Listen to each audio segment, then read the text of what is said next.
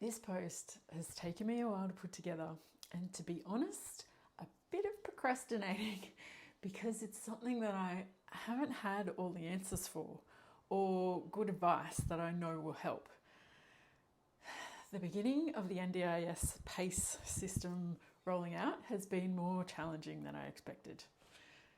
Hang on, what am I saying? We knew there would be issues. I guess I just hoped that keeping informed in the lead up would prepare us.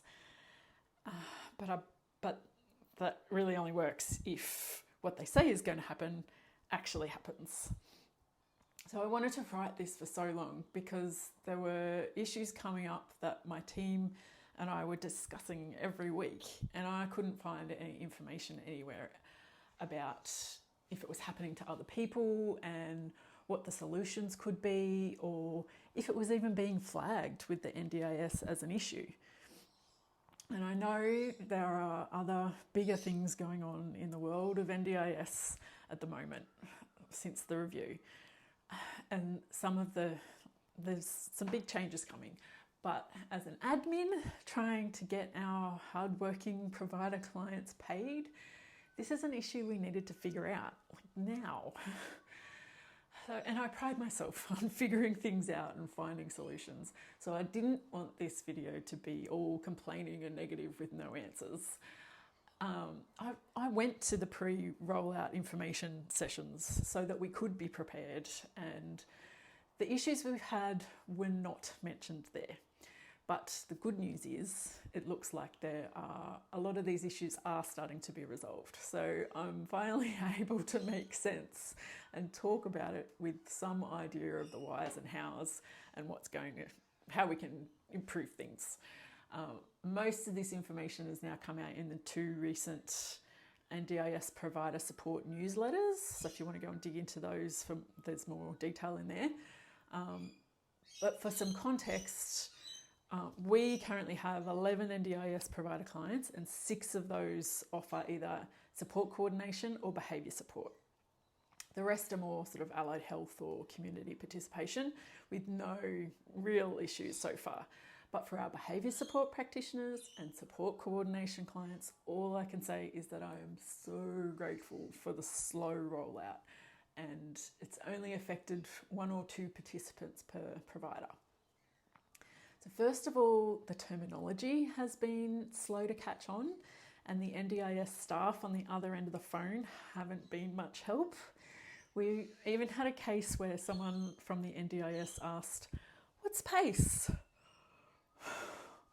So the biggest challenge, apart from that, has been needing the category level endorsement from the participants to be able to get paid. At the in-person information sessions before PACE rolled out, there was talk about, yes, needing to be endorsed as a provider, but there was never any mention of needing this category level endorsement that is now the case.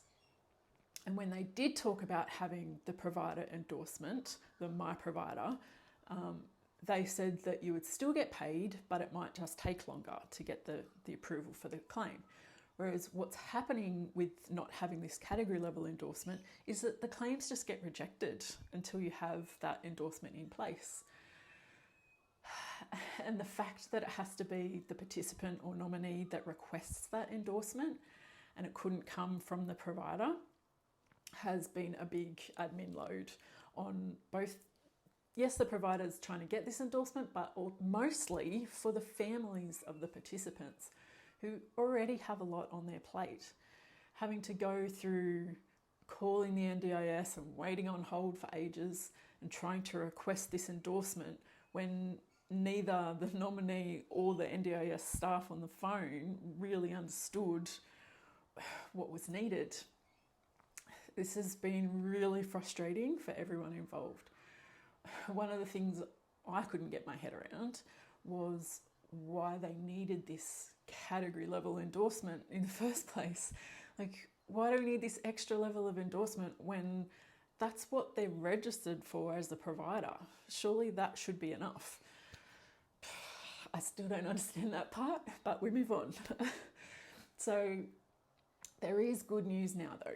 The latest update that I saw just last week was that number one, they're going through previous service bookings in Proda in those pre-PACE plans and adding endorsements from those service bookings and at planning meetings, having those conversations about who those providers might be and applying the endorsement at that point.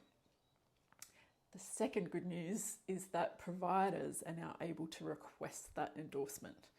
I'm assuming the participant still needs to approve that, but at least the process can be started by the provider, and all the participant needs to do is say, yep, that's correct. So that is progress. Apparently, they're also doing more training for call centre staff and the staff doing the planning meetings, so that should help as well. The final thing that we can do from our end to help with this is having a template set up to share with new participants that you're onboarding that gives them the information. So your provider registration number, ABN, trading name, like any information that they could potentially need to request that category level endorsement. Having a template ready to go as part of your intake process to send to each of those participants saying, hey, it's great, you're signing up, like welcome to working with us. Here is the information that you'll need. Can you please contact the NDIS on this number and request that we're added as the behaviour support provider or the support coordinator, whatever the case might be. I think this is also similar for accommodation and home and living categories as well. I just don't have any of those clients at the moment. So having that as part of the intake process will hopefully make that smoother as well. Yay! And then the other challenge that we've come up against is where in old plans, the plan document would list out specific amounts within the category budget, especially again with our support coordinator and behaviour support providers. It would list the amount for, say, level 2 support coordination versus recovery coaching versus level 3. And so you would know what amount was to go where in your service agreement and in your practice management system or your CRM to be able to track budgets and funding and make sure you're not going over. So those kinds of things from our admin perspective.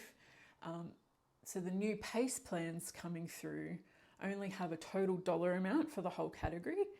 And so as admin, we've been a little bit stuck from time to time of, well, how do we know what the breakup is?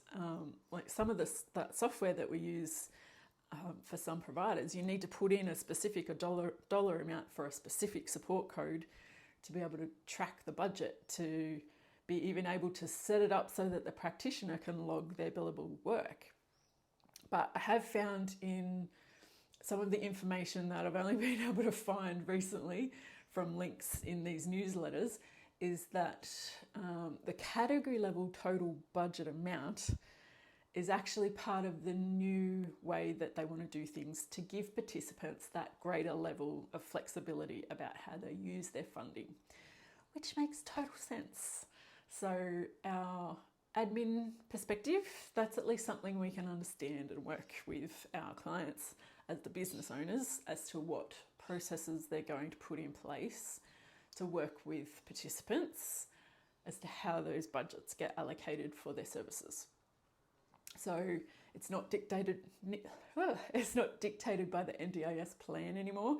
It can be worked out between the participant and the provider, and then we can work out how we adjust our tracking in the back end and how we word it in our service agreements, depending on how the provider wants to handle it and what the participant agrees to. So it might mean a little bit more consultation with the participants and working with them to figure out what they need at the beginning to then be able to advise us as the admin to set it up in the back end. And that's good for participants. So as admin support, my main concern is how we set it up in the admin to keep track so that everything runs smoothly for the provider and in turn the participant. So to wrap up, it's been a challenging few months of not knowing how to fix some of these things, but it was reassuring in these recent newsletters to see that they have listened and worked to make improvements. And so I hope it will get easier from here on in with those small tweaks to our intake processes that I think will help from our end. We should hopefully be back on track. So if you've come across any other PACE challenges or seen any other updates of things that are working or not working, feel free to comment wherever you can comment around this video, and let us know if you've seen anything else that might be helpful to others as well. The more information out there, the better. So thanks for watching, and I will see you next time.